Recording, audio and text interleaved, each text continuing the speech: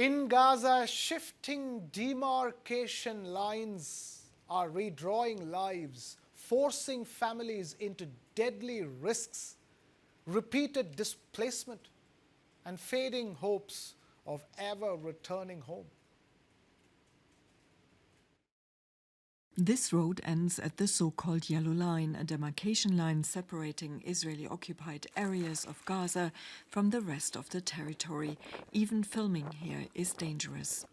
Rania Abuful was displaced and now lives with her 2 young children in a bombed-out building nearby.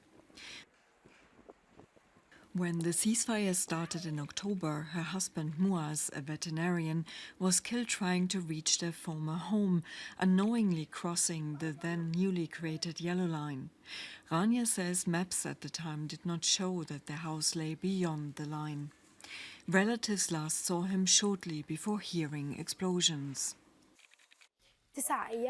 For 9 days we were asking around. We posted appeals online for anyone who might have seen him. No one had seen him except a relative who told him it was dangerous at the time. Exactly 9 days later, we received news from someone who said he had pulled him out.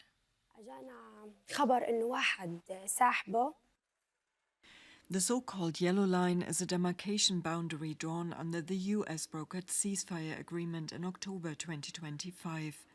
Talks on the second phase of the deal have since stalled, with Hamas's refusal to disarm a major obstacle. The line splits Gaza from north to south, with Israel controlling the eastern part and Hamas, a designated terrorist group, largely controlling the rest. Rania says she has not been able to recover her husband's body. For Palestinians, it is a deadly and shifting no-go area. In some areas, the Israeli military marked it with yellow cement blocks. In others, it remains invisible. We hope they will withdraw, but I lose hope. God willing, they withdraw and life returns to normal. I, more than anyone, want them to withdraw so we can go to the area and be sure. We want to confirm if Muath is actually buried there. If he is there, to look for any trace of him. I still have hope he might be alive. Rather than restoring, the Israeli military is deepening its hold on the territory. Recently, it introduced a so-called Orange Line, an unmarked restricted area with shifting boundaries. Last week, Prime Minister Benjamin Netanyahu said that Israeli forces are now holding 60% of Gaza's territory. In the Israeli-occupied area, all that remains are piles of rubble, the remnants of what were once people's homes. This used to be part of Shejair, a vibrant neighbourhood of Gaza City. It is where Somaya al-Batniji used to live. She was displaced early in the war. More than 30 members of her extended family, including her husband, were killed, she says. Then last August, her 14-year-old son was also killed in an Israeli airstrike. She says he had been on his way to collect some belongings from his great-grandfather's house in Shejair.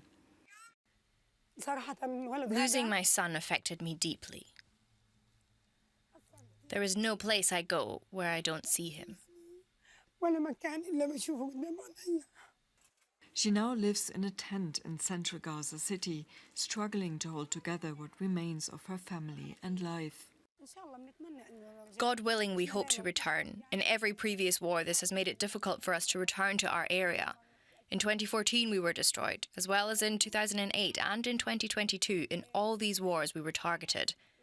Our home is closest to the border with Israel and is always targeted, meaning there is destruction in every war.